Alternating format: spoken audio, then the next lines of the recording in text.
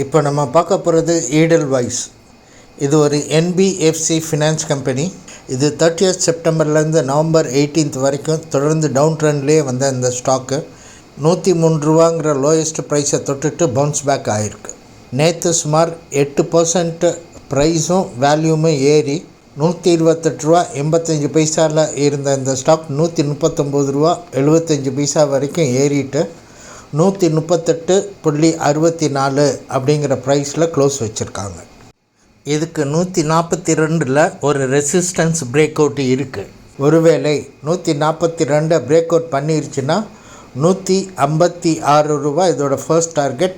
10%, 5%க்கு மேலே போனாலே trailing stop loss வச்சு கொஞ்சம் கொஞ்சமாக நகட்டிட்டு போகிறது பெட்டர். அண்ட் ஈவினிங்கில் 8:40க்கு ஒரு ப்ராப்பரான டீட்டெயில்டு வீடியோ போடுவோம். அதில் இன்னும் நிறைய டீட்டெயில்ஸ் கிடைக்கும், அவசியமாக பாருங்கள்.